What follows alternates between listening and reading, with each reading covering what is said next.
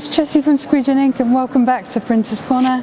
As you can see, this is a very special edition of Printers Corner, and I've also roped in Dave from Screen Print World to answer your questions and have a bit of an expert opinion. If you've got any questions for us or comments, please leave them in the comments section below, and don't forget to use hashtag Printers Corner if you want me to pick up your question for a future episode.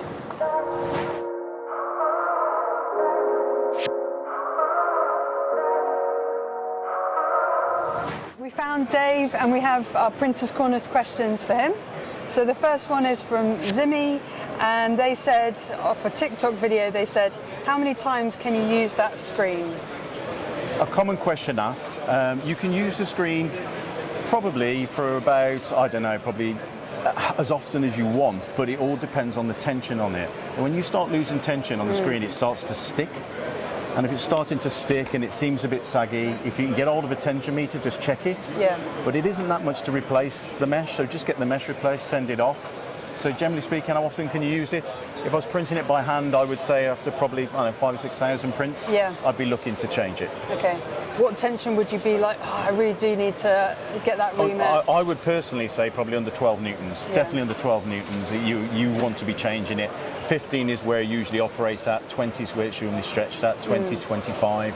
So sort of under that. If you're going to get under 12, what happens is the mesh starts to move when you print, so it'll go out of register, so you really need to change it. Yeah. The next one is from Ministry of Shirt. It was talking about a puff additive that we had in one of our videos. Yeah. They say, does the spare ink you have left over at the end keep, or do you need to dispose of it quickly like discharge inks?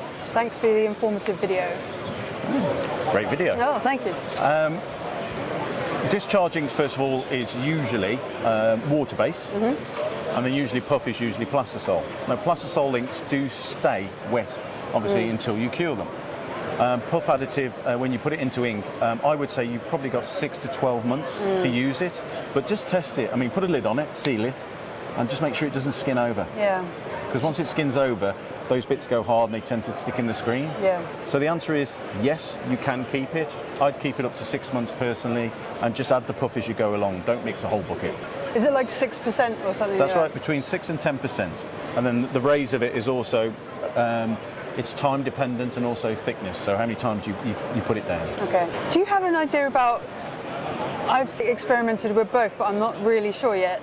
Would you put an underbase of white or something under puff?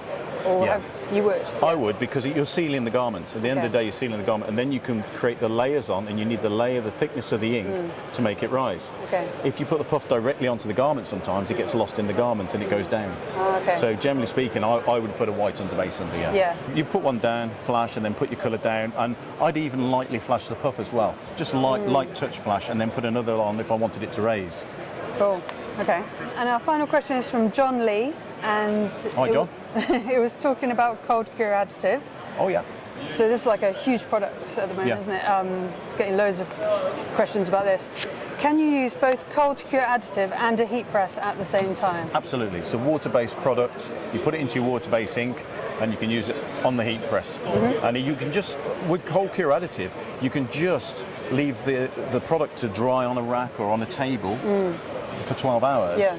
And then you come back to it, and as it's touch dry, stack it up, and then within 24 hours it's cured. Yeah. So the heat press, like, what is that really doing? It's just kind of speeding it up a little bit. So maybe you want to stack them up. You can use a heat press, a flash cure. You could even use a hairdryer. Yeah. Okay. So you just go over it, just so you can stack the garments up out of the way. Make sure they are really dry. But the cold cure works over a 24 to 48 hour period and eventually cures the ink thoroughly. Yeah. It's a great little product, particularly on substrates that are sensitive to heat. Yeah. So that you're not like encouraging like dye migration and that sort of thing. That's right. But it's more so a lot of the bags that are made out of plastic and recyclable, they're very sensitive to heat. You put them underneath a flash cure under a dryer and they just go. Yeah. Okay. We just needed to ask Dave to settle a debate amongst screen printers about do you push and do you pull, and what he does. Right. Personally, I've printed nearly 40 years of my life now. I know it's hard to believe, big paper round and all that, I know. But I've always pulled until recently, until I went to the States. So I've always printed like this. Now the problem with that, on a small area, that's okay. If you start getting big, what you tend to do is go up on your feet, and everybody goes up on their tiptoes, and you can feel it across your shoulders. Especially if you're small. Yeah, if you're small. Short, yeah. So if you do that, people over-exaggerate, tend to do this, right?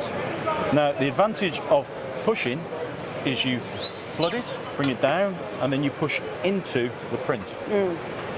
It's actually a lot less wear and tear on your body. It really is. But you'll have guys who've been printing for years and they always do it this way, and it's just a personal preference. But I used to full print, and then I went over to States, somebody explained it to me, and I started doing it, and now I realise why. You push print, because you just push into it, use your body weight, step forward, nice even pressure, and go across. Yeah. And I find that a lot easier. Yeah, me too.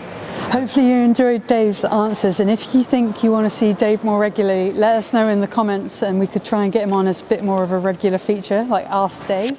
If you've got any questions for future episodes, don't forget to DM us or use #PrintersCorner so I can quickly pick them up and answer them next time.